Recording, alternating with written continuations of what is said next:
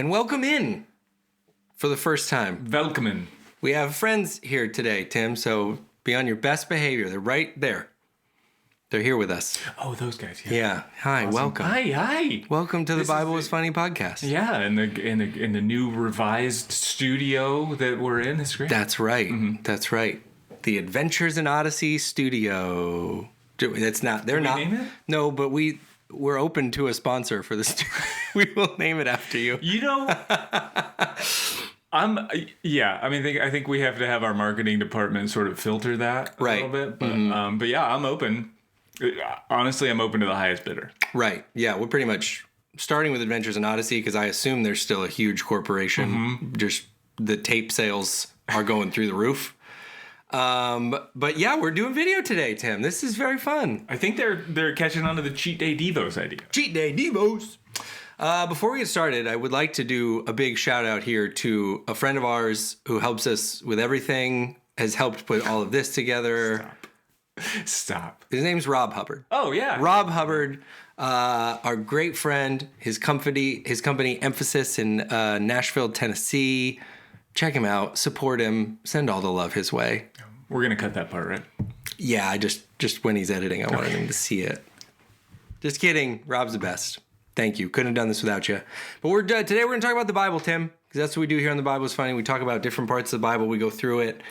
We call this Cheat Day Devos, as you alluded to. So we are, you're going somewhere else for your deep theological unpacking of Hebrew and Greek. That's important. You're getting that somewhere else, though. It's funny. Mine's all been in English. That's what we are dealing primarily in the English. So that's what we do here. And we point out interesting, funny things. And that's the podcast. Yeah. So if this is your first time here with us, welcome. That's what we're going to do today. Yeah. I kind of want to bring something up real quick. I know we have a sponsor, and I think I have an issue. I would like Warby Parker to be our sponsor. We're looking for Warby Parker. Yeah, that'd be great. But here's my issue: is that I bought a pair of their glasses for like the blue light thing. You can just get their glasses because they have cool glasses. Yeah, you can get them, and you can get them just for blue light. They're still just as expensive. Don't worry. But you can get them just for that because I want like the head. Yeah. I don't have bad eyes. My eyes are good. Speaking of something we're going to get to today. Tell me more about how great your eyes are. My eyes are phenomenal. Clearly you see without any sort of help. Some of the best. Yeah, I can see like through your soul. But here's my issue. I buy a pair of these things, and all of a sudden they start sending me some emails. Yeah. And they're like, hey, you should know about our other glasses. Yeah, we got more glasses. And then we got more that you should know. Every single day since I got them, I've gotten a promotional email. And I don't know who's in charge. Yeah. But like if you're running a company where like somebody only maybe wants to buy one of those a lifetime, right, a year, right. Like, I don't need an email every day. Like that's such an interesting point. Like if you're like the refrigerator, you're like right. Maytag. I don't need to know what you're up to today. Hey man, I got one. Like that's not what I'm in this relationship Still working for. Yeah, it's like yeah. I didn't like meet somebody in the subway and they're like, oh hey, let me contact you every day since then. Yeah, I feel like every brand right now is trying to get you to like be so sold out. Like I'm a Warby Parker guy, and I'm always like, whenever people ask me that question or frame it that way, for anything, frame it. Frame. Stop it. Frame. Stop it. Whenever they're like, even with like it's brands, it's like food, you know? People are like, oh, are you a bacon guy? I'm not a bacon guy. It's not a defining characteristic. You are a pizza guy, though. I am a pizza guy. No, that kind of is. I would say I embrace to the fullest extent. But I feel like all the brands, what they're doing now, like, are you a part of Warby Parker Nation? Like, no, I'm not. I bought a pair of glasses. And now I have to unsubscribe. Right. The onus is on me. Like, you're right. stalking me, and now I have to tell you to leave. Like, you don't know this is inappropriate. Right. Again, and I like the product. I just don't want to be harassed. Like, I didn't sign up for this relationship. Yeah. In fact, I didn't really sign. I signed up for one thing. I bought your thing. And now I kind of want to be done. I know you exist. Right. You don't have to keep telling me you exist. I already bought the thing. Yeah. It's a little pick me. A little pick me company energy. I'm glad you brought up blue light glasses because I feel a little kind of way about people that are wearing blue light glasses. Because you see someone in glasses and you're like, friend, glasses no. person. You're also blind. Yeah. You also wouldn't have survived 100 years ago. And they're like, oh no, I can take these off whenever I want. See great, do everything. It's like people who wear knee braces just for fun. That's what I'm saying, right? Like it's like, okay, well, some of us need those things, so We're it's not not. faking an injury. Like, You kinda are, though. I do kind of get headaches if I stare at the Oh, computer. all going day to long. get eggs. I would drive and do a poll if I didn't have glasses. Yeah. That's the stakes I'm up against. Okay. I don't know about the blue light I glasses. sit in a right chair. now. Some people sit in a chair because they can't stand up. I'm just curious when they start like, I don't know. I think Warby Parker's pushing the blue light agenda to sell glasses. I went to them. They didn't come to me. They're working behind the scenes to move more glasses. Yeah. Because they get secret agenda. the secret big glasses is up to no good. A cabal of glasses. Well, after that spiel, Warby Parker's going to sponsor us for sure. I know it. Tomorrow, Mr. Warby will call. You don't think it's Mrs. Warby? So sexist. Dang. Wow. I'm sorry. It's not actually, but I don't even know. looked it Is up. Warby the name? yeah, no, it's like two people, Warby and Parker. Had to be, right? Well, they when you buy their glasses, they send you a little. oh, it's like Ben and Jerry a little bit? Yeah, yeah. I always thought that with some of those, Ben and Jerry, it's two Yeah. first names. But then there's Raymond James here in Tampa. It's our football stadium's Tampa. And I always thought that was just one dude. His name's Raymond. Does have two first It's a names. very first Yeah. and last name to me. But yeah, I guess, technically James could go either way. But Raymond James, also two people. Our financial firm of Anthony Tim is going to do not very well. No. Nobody wants those two names. You have to really find a partner whose names mesh with yours if that's your strategy. There has to be some forethought there. Mm-hmm. Well, today we actually do have this episode is brought to you by somebody though. For Warby Parker would love to talk with you about future partnerships. Love the product and would love to discuss email strategy. But today's episode is brought to you by Nalgene water bottles. Do you know what it's like to be ignored, forgotten, overlooked, cast aside? So do Nalgene water bottles. Sure, Stanley water bottles are all the rage and they come in cool colors with cool straws and accessories. But you know what Nalgene water bottles do? They hold water. Mm-hmm. And they're like tough to clean because it's like a very big with just a small. Nalgene water bottles.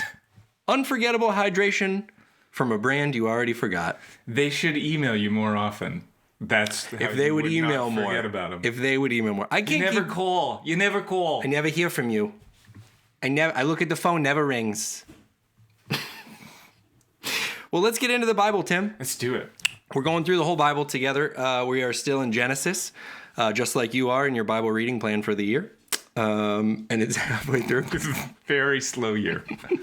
It's a long Bible. I felt like to start this one, we had to actually go back a little bit. Listeners, diehard listeners will know the last chapter ended with kind of an abruptness. Yeah. So previously on All My Hairy Sons. Previously on Bible. This is Genesis 27. We got Esau and Jacob are beefing. Jacob has stolen Esau's birthright and the blessing and all this stuff. And verse 42 of 27, Rebekah was told what her older son Esau had said. Verse 41, I'm sorry, I skipped. Esau says, "The days of mourning for my father are near. Then I will kill my brother Jacob." He's threatening one brother, threatening another. When Rebekah was told what her older son Esau had said, she sent for her younger son Jacob and said to him, "Esau's planning to avenge himself by killing you.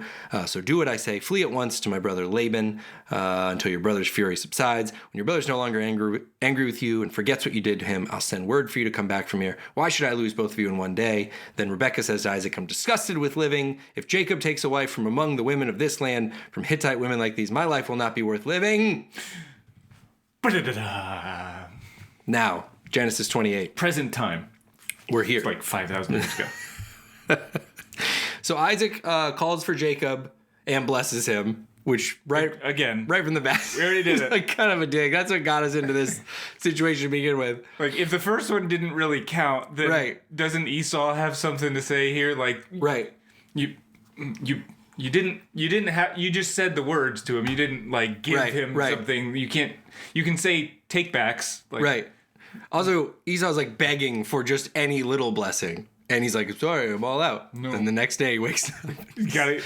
Gotta give Jacob his other one. He's all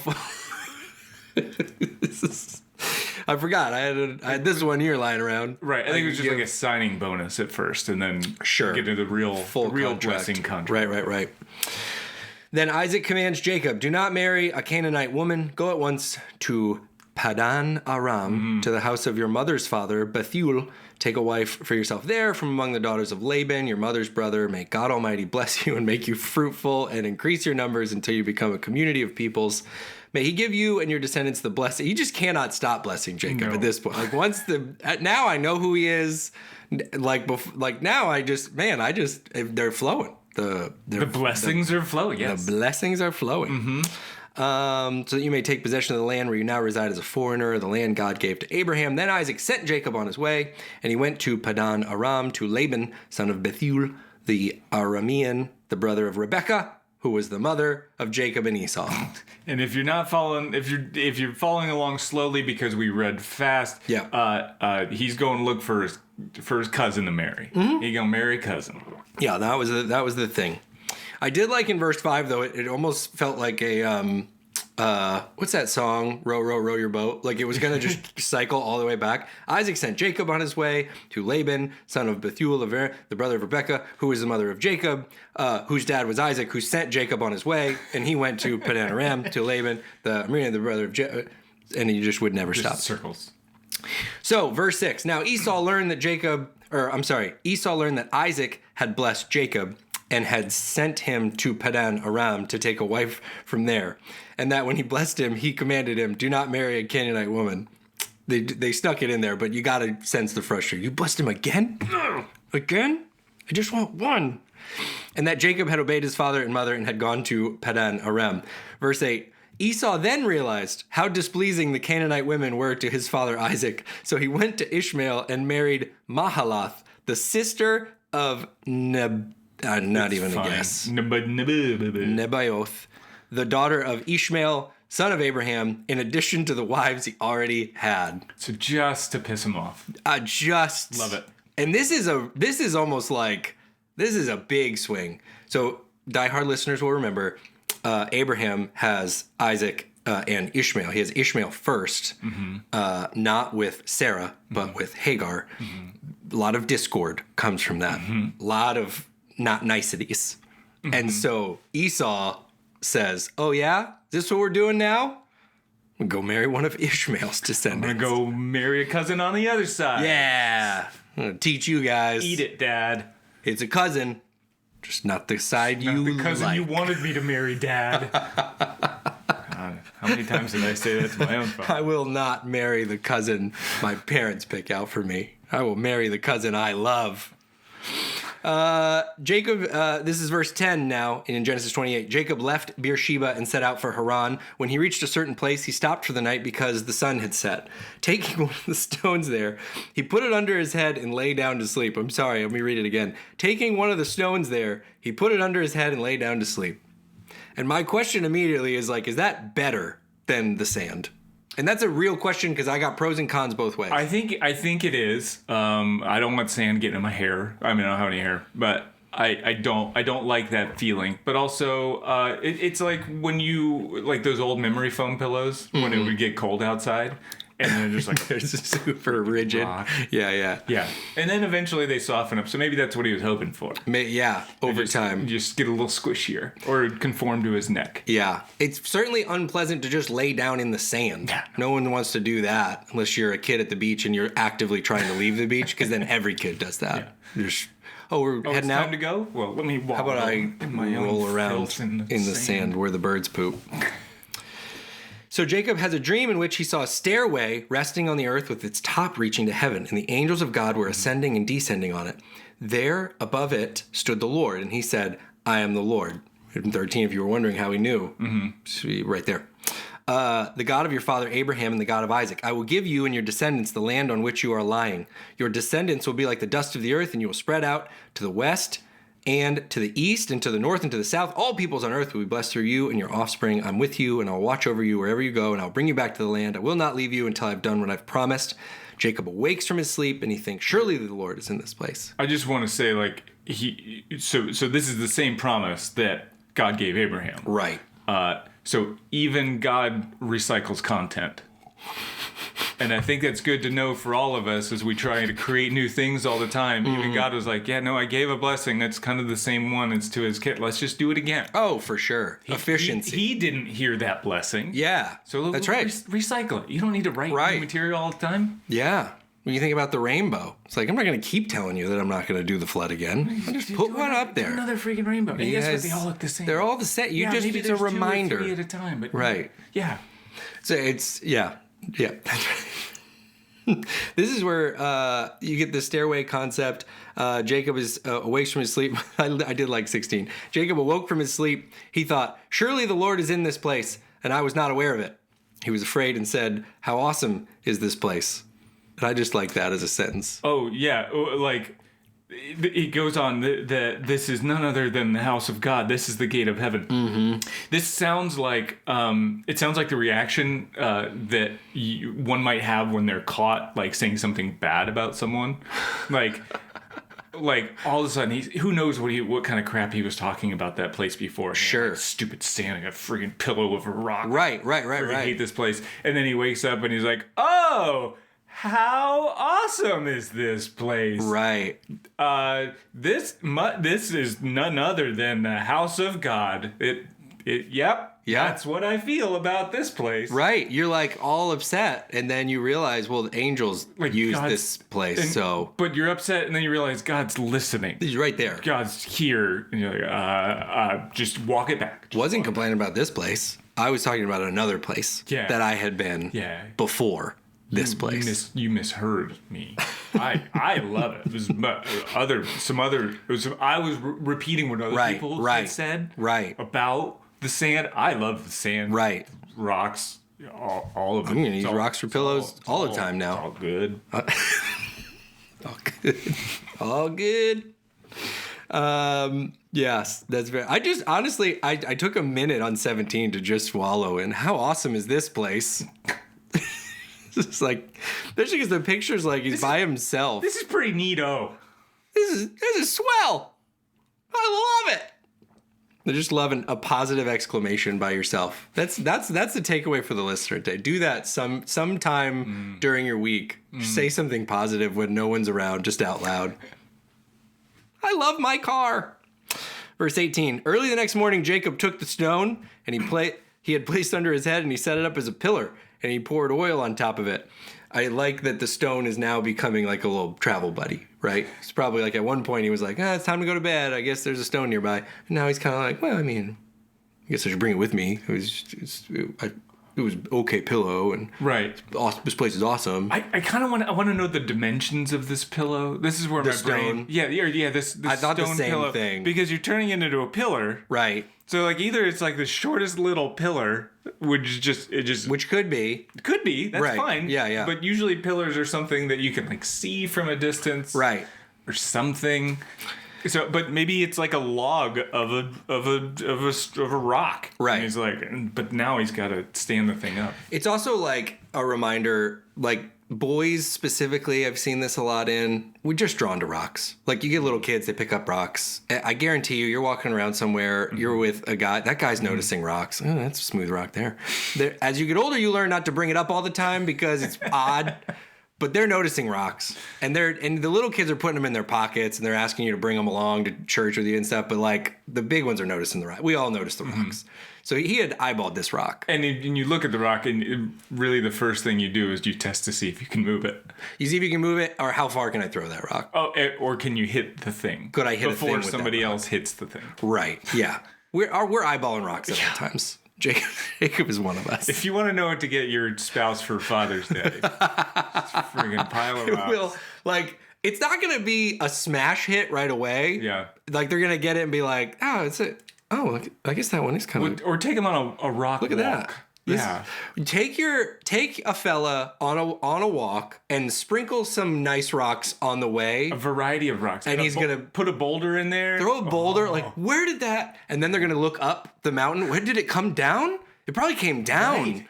from. I do man. feel a thing for rocks. I'm telling you, we all inside, we love the rocks. We're here for the rocks. Jacob, he sleeps on the rock, and then the next day he picks it up. He's pouring oil on top of it. It's like a little This is my rock. Tamagotchi. This is my rock. Trying to revive it. back Yeah, to I was life. thinking like Wilson from Castaway a Yeah. little bit of like, this is my buddy. So this was also interesting to me though. 19, he called that place Bethel, though the city used to be called Luz. Bethel. I don't know why he said it like that. I don't know. 19, he called that place Bethel Because we just watched the Philistine movie. Philistine. He says he called that place Bethel, though the city used to be called Luz. What's funny to me is this is one man spending the night alone with a rock for a pillow. Who just there's clearly a city that has a name. Mm-hmm. How do you wake up and be like, guess what? Not the name of this city anymore. Do you alert the people in the city? Do you think you were living in Luz?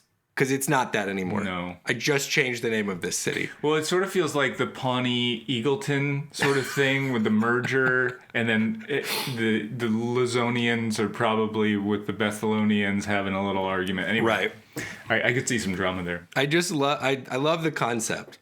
I call this place Bethel. Oh well, we already had a name. We got a welcome to sign No, we're good. when people come in. So I'm gonna call it. What do you mean you're gonna call it something? That doesn't make. We called it something. Yeah. I'm gonna call your house Ramshackle. That's what it is now. Welcome to Ramshackle. This is my son Bill. No, it's not. No, I promised you it is. Not what I'm gonna call him. Not anymore. Jeez. Verse 20. Then Jacob made a vow, saying, "If God will be with me and will watch over me on this journey I am taking, and will give me food to eat and clothes to wear, so that I return safely to my father's household, then the Lord will be my God." Love this. Love this as a prayer of salvation. When I was in church, it was all like, ask the Lord into your heart, close your eyes and do this bit. Jacob looks at God and says, all right, I have a proposal. Let me just lay some terms. Mm-hmm. If you just like be with me and watch over me and give me lots of food and then clothes and safe travels, traveling mercy, if you come through on the list, we'll talk.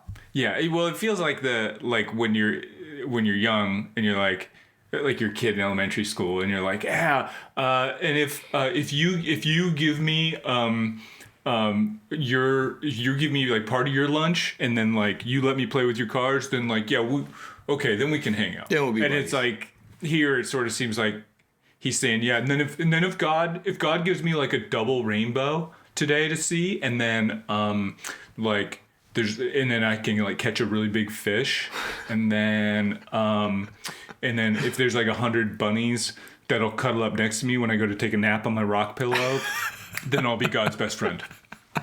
Yeah, God could be my best friend. It does feel like it keeps growing too. Like, I don't know, what translation stuff happens, but it's like, if God will be with me and watch over me. Right. And give me the clothes. The parlay of right. You're like, must-haves. well, I don't want a short arm. We've talked about this before in other contexts, but like, it's like, well, if you're asking God of the universe, like central entity that connects all living things, if you have the gall to ask for something, like, dream big. Don't be like, what if I got there and back safe? Well, like, yeah, but that's like also there's a chance that happens kind of no matter what. Mm-hmm. Why not ask for, a rainbow, like a unicorn to ride on the way or something like. If I'm him, I'm asking for a softer pillow. Just right out of the gate. You would turn your back on your rock friend. Verse 22, speaking of, and this stone that I have set up as a pillar will be God's house. Mm-hmm. And of all that you give me, I will give you a tenth. What a deal. God has to do a lot of stuff. Jacob says, what do you remember my rock I just met? And now he needs a new pillow. I'm losing here some. I have a pillow rock. Pillow is now a pillar. It's a pillow. It's a rock. It's a pillow rock. Brings us to Genesis 29. Let's do it. Jacob continued on his journey and he comes to the land of the eastern peoples. You know who they never met? The western peoples. The East and the West never. You know what's funny? I always thought about that in a really funny way. I know my brain works funny, but they're like, cast all your sins upon God or something. Well, as far as the East is from the As West. far as the East is from West. And I get like the end of the East is over there and the end of the West is over there. But really, like when I'm standing here, East is like an inch there. And then West is like an inch there. Right. So these really aren't that far apart. But the idea is that they can never, you could never get them together. Right, but they're like, as far as the East is from the West. Sure. Well, they're not really that far away, technically. Right. Like from here, the East is right here, and Right. the West is right here. So it's not that. Right. I totally hear what you're Again, saying. I know my brain isn't right. I always viewed it more as like the magnetic concept that like you can get them really close, but they fight each other off. Right, but again, the illustration here is to say these are far apart. Not like they'll never touch, it's that they're far apart. You're right? an illustration. Think about that. You can't use that insult every time. Jacob continued on his journey and he came to the land of the eastern peoples. There he saw a well in the open country with 3 flocks of sheep lying near it because the flocks were watered from that well. The stone over the mouth of the well was large. When all of the flocks were gathered there, the shepherds would roll the stone away from the well's mouth and water the sheep. Then they would return the stone to its place over the mouth of the well. Got it? Right. The level of detail on that description is great, and yet I still don't understand. I don't get it. There's a Like, well. They bring their sheep there for water. does the rock sit on top of the well? Like, if somebody can, I looked it up.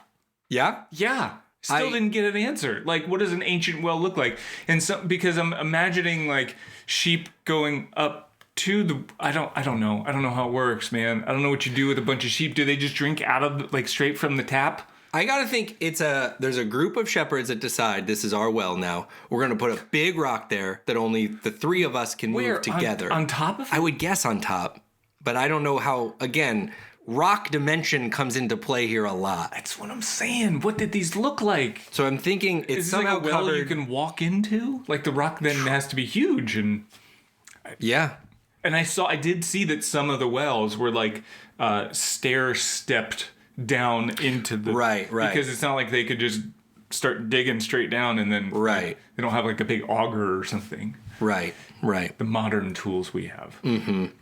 Got to keep Timmy away from those wells. That's, if anything, that's one thing we know. Jacob asked the shepherds, "My brothers, where are you from?" "We're from Haran," they replied. He said to them, "Do you know Laban, Nahor's grandson?" "Yes, we know him," they answered. Jacob asked him, "Is he well?" "Yeah, he is," they said. "And here comes his daughter Rachel with the sheep." You read that a lot more friendly than I read it. Like, brothers, where are you from? "We're from Haran." "Okay, you know Laban, Nahor's?" "Yeah, we know him." "Oh, okay, is he doing okay?" "Yep. Here's his daughter coming with the sheep." But That is probably more like how shepherds would talk. right, Yeah. like I don't want to talk to you. Shepherds I think it's funny City because boy. in the Bible, they're always like a lot of like main characters are shepherds, and so they're like David was a shepherd and a king. So there's like shepherds are like they're A lot of the main characters. well, like the angels come in the Christmas story and they appear to the shepherds. So they're sort of elevating. You think the shepherds are a main? Moses was a shepherd. There's a good bit of I think shepherds. just because he had a staff doesn't mean he was a shepherd. He left Egypt and he was a shepherd for a while. But what I'm saying is, I think people. more of the shepherds at this time are probably like what you're describing. Like we're celebrating. It's sort of like when everybody drops the like, Bill Gates dropped out of college or whatever. And you're like, yep, there's a Bill Gates that dropped out of college. There are a lot of other people that dropped out of college that were like not as successful. Myself included. But there's one here that is in the Bill Gates category. So this is the conversation. Look, he said, the sun is still high. It's not time for the flocks to be gathered. Water the sheep and take them back to pasture. "We can't," they replied, "until all the flocks are gathered and the stone has been rolled away from the mouth of the well. Then we will water the sheep." This is why my guess was they needed all the flocks because they needed all the shepherds because it was a big rock, is my guess. That's my quick reading. While he was talking with them, Rachel came with her father's sheep, for she was a shepherd. Rachel came with her father's sheep, for she was a shepherd. When Jacob saw Rachel, daughter of his uncle Laban, and Laban's sheep, He went over and rolled the stone away from the mouth of the well and watered his uncle's sheep. Like, was he full of this testosterone? That's and what I'm adrenaline? thinking. This is what I'm thinking is why that's a note worth saying I don't think it was that big of a rock. is, That's my point. well, if anybody knows rocks, it's Jacob. His best friend is a rock. So he approaches the rock and he rolls it away from the mouth of the well. And he's like, it comes across to me as like, carrying chairs after church in a youth group. You just I carry. need 7. No. Each arm. Why don't you just do 4 so you don't drop Because them? I can. You're gonna hurt yourself. I say, okay. The girl you were trying to impress has left She left, yeah. 10 minutes ago. He told Rachel, so he rolls a stone away from the mouth of the well and he waters his uncle's sheep. I did want to go back to real quick. Sorry, I really wanted to talk about this. Do you know Laban, Nahor's grandson? Yes, we know him. They answered. This was verse 5. Jacob said, "Is he well?" I love this when you're like, you want some. I'm trying to marry one of his kids, is where I'm trying to get to, but I don't want to like lead with that. Yeah. So Well, you know Laban? How's he doing? He good? He aight? Mm-hmm.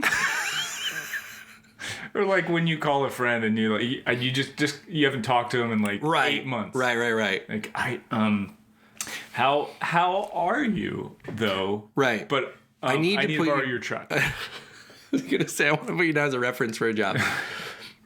But like, what? How are things going? Are they good? Good. Good. So anyway, Let me get some of that cousin. let me. So he rolls the stone away. This is verse 10. Yes. Okay, let me just read it in context. Say it. Jacob saw Rachel, daughter of his uncle Laban, and Laban's sheep. He went over and he rolled the stone away from the mouth of the well, and he watered his uncle's sheep. Then Jacob kissed Rachel and began to weep aloud. You think he kissed her on the mouth? I think, You I have don't to. know, but I think that was my vibe. Was very like, end of the movie, Sweep her pushes off the her stone, feet. sweeps away, like the old picture with the Navy person going to the Navy or coming back from the Navy. I don't know. I'm not that familiar with the picture. And he kisses Rachel. But I love to 9 and 10, like Jacob's coming across very cool. He's the mystery guy from out of town. We don't know you, stranger. Yeah, I'm looking for Laban. I'm like, oh, we gotta wait. This stone's too big. None of us can roll it away. Oh, yeah, watch this. Yeah, moves it all away. Kisses Rachel. Then he breaks down and cries. Then he weeps. Which is, listen, here at the Bible's Funny podcast, we are here for an emotionally Cry all you want, guys. crying man. But it just is a vibe shift, Yeah. is all I'm saying. Yeah, I don't know that she wanted that. I think she's questioning how the kiss went, would be my thing. If I were to kiss someone and they immediately wept and we were meeting for the first time, I'd be like, well, that didn't go that didn't go well. Also, she wasn't I'm sorry. prepared for it. I don't think she was. That's all what I'm warmed saying. You're up. probably like, well, I just was out here with the sheep. I didn't get ready for the day. I'm out here taking care of sheep. I Jeez. do think it's funny that like my wife, when she'll go do a workout or something, or like she comes back home sweaty, hair's a mess. Yeah. She still looks beautiful. Beautiful. Beautiful. That's what I say. Yes. And I'm saying because you said it. But then like I'll go in and like give her a kiss, and she's like, nah. I might like. Does your breath smell because you've been working out? Like I just I'm not trying to make out here. I just want to give you. Just want to say hi. I haven't seen Well, you. she's really thrown off because you always weep right afterward. You back from the gym? I'm just happy. Like what? When I hear weep too, it wasn't like he shed a single tear. Like fire. Like weep is that. No, stop. Rachel's That's the like- word. Do you cry like that? After I kiss my wife, every time. That's awful. Because emotionally, it's how connected we are. Jacob kissed Rachel and began to weep aloud. He had told Rachel that he was a relative of her father and a son of Rebekah. So just rolled a stone away, planted one on you. Rachel's probably a little thrown. We don't get her perspective here.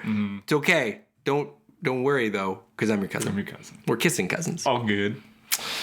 As soon as Laban heard the news about Jacob, his sister's son, he hurried to meet him. He embraced him and kissed him and brought him to his home. And there Jacob told him all these things. Then Laban said to him, "You are my own flesh and blood." After Jacob had stayed with him for a whole month, Laban said to him, "Just because you're a relative of mine, should you work for me for nothing? Tell me what your wages should be. Starts with like, hey, we want to pay you fairly, right? Just because we're family. Well, I like that Laban came up to him and was like welcomed him, and he's like, yeah, this is cool. You kissed my daughter and it's fine. Yeah. Because you're my flesh and blood. Yeah. And then just some families we're just kissing families. Like we just different times. He kissed him. He comes in and he kisses him too. He kissed him. And it's like, we just kiss. This is what we do. Jacob kissed his dad last chapter, pretending to be Esau. Yeah. This was the time, Just man. a little smooch. Just kissing. And nobody's clean. That's my issue. A lot of sheep. Rachel's out there with the sheep. She's Yeah. a shepherd. She's a shepherd. She's not just Sheep herd. a sheep herd. Yeah. Herd. And so I imagine she's pretty gnarly. One would Smelly. guess. Would guess. Sheep are not clean. No, and animals. shepherds are not. No offense to shepherds. No. But from what I understand and what I've seen, the 5 shepherds I've ever seen in my life. Yep. They look a little rough. Yeah. Yeah. Yeah. Yeah. But they're not short of kisses. And so really they're better off than us. Mm-hmm. And many. Because of all the love in their life. The sheep? Are they kissing the sheep? Don't worry about it. So Laban says, just because you're a relative of mine, don't work for nothing. Tell me what your wages would be. So Laban had 2 daughters. The name of the older was Leah, and the name of the younger was Rachel, who we just met. Leah had weak eyes, but Rachel had a lovely figure and was beautiful. Just to pause here, the King James Version says tender eyes. Yeah. And most all, I know this has been debated. I wasn't sure as a kid. I remember hearing this and hearing different versions. Most all translations allude to her probably having poor eyesight. Why was this a huge deal back then? I don't know. But maybe it heightened her sense of smell, and nobody really wanted that kind of superpower around in the days of no showers. The New Living Translation though says quote, there was no sparkle in Leah's eyes. Oh. So like, I don't know if she was boring. Yeah, that's meaner. Right. But even more mean, I think, the Message translation says, Leah had nice eyes. Now that sounds... Her eyes are See, nice. that's my initial reading hits me like that. Like yeah. you're like, but I mean the NIV that I started with says weak eyes, so it's like Leah had weak eyes, but Rachel had a lovely figure and was beautiful. Like we gave Rachel 2 notes, so it reads more to me like you tried to add something about Leah in there that was like, yeah, she had nice eyes or whatever, and then you go to the Rachel bit. What's great is that weak eyes and eyesight are no longer a problem, thanks to Warby Parker. Warby Parker, whether it's blue light or your actual vision correction, we've got the glasses you need. Leah had weak eyes, but Rachel had a lovely figure and was beautiful. She had no sparkle in her eyes is very mean. That feels like a deep cut, right, of an offense. Mm-hmm. But Rachel had a lovely figure and was beautiful. Jacob was in love with Rachel. It's like that's like the twist in 18. Of those 2 options we presented with our words. And Jacob said, I'll work for you for 7 years in return for your younger daughter Rachel. Laban said, it's better that I give you than to some other man. Mm-hmm. Yeah. Which is what every son wants to hear from their father-in-law. Yeah, that was the blessing I got from Ed. Like, better than, I guess better than... You're not even specifying what other man. Right. Some other man. You gotta go to somebody. Might as well be you. You're better than some other man. You're not better than all other man. Just, there's a better option. But, you're the one that's here. So you got that going for you. It's better that I give her to you than some other man. Stay here with me. So Jacob served 7 years to get Rachel, but they seemed like only a few days to him because of his love for her. It seems like such an odd add-on line. 100%. Like Jacob was like looking over the shoulder of whoever wrote that down and was like, hey, put in that it just only felt like a minute. Yeah, it was because so fast. She's gonna love hearing that. So fast. Verse 21, then Jacob said to Laban, give me my wife. My time is complete and I want to make love to her. That's what verse 21 says. My question is, if he cried after they kissed, he's very excited about this moment and I wonder physically how he's going to respond afterward. I think He that wept after they kissed. Excuse me. right. Yeah, look out. No, I think what I think is funny is coming to your father-in-law or future father-in-law and Yeah. being like, hey, this is what I'm going to do. Right. Give me my wife because it's your daughter. But I also wonder if he felt a little bit more like chummy with them because it's also his uncle. Gross. It's very odd. It's true. It's odd. I also love the juxtaposition between the end of 20. They seemed like only a few days to him because of his love for her. Give me my wife, I want 20, it's like, actually, I'm all done. I'm all done waiting. Actually, I'm very much done waiting for this. 22. I think he said that like after he got with her. Like at the after everything. He wasn't saying in that moment that it only felt like a minute. Yeah, right. So Laban brought together all the people of the place and gave a feast, but when evening came, he took his daughter Leah and brought her to Jacob, and Jacob made love to her. And Laban gave his servant Zilpah to his daughter as her attendant. When morning came, this is verse 25, Genesis 29:25, great my words, 25. When morning came, there was Leah. Surprise! I think it's funny that all the translations here include the exclamation point. Like, Yeah. as if we, There she was. as if we, the reader, didn't already read that previous right. sentence. It's like it's like my oldest telling me a story, Right. and she's already told me all the details, and then she like tells me that last one again, and expects me to Yeah. be all like excited. Right. Like, yeah, you already told me. Is something else coming? It's like in the title of the story. Like, Right. Crosby would be like, I want to tell you a story of how we won the baseball game. And you're like, oh, okay. So he's like, so it's the bottom of the ninth. And then we won. I know. That's how he set up the story. You already told me that. So it's not a reveal. It's cool. Story's cool still, but we got to work on reveals. And we won, period. Right. So when morning came, there was Leah. So Jacob said to Laban, also, this is a true experience I had with this story. My wife used to be I know my wife's name is Rachel, so it's not that kind of thing. But she's a wedding photographer. We shot weddings for a while, and we shot a Jewish wedding. And there was a process, and I don't know if this is for all of them. I don't know if this is where I don't think it was the groom, but it might have been that they met before the ceremony and took the veil off of the bride.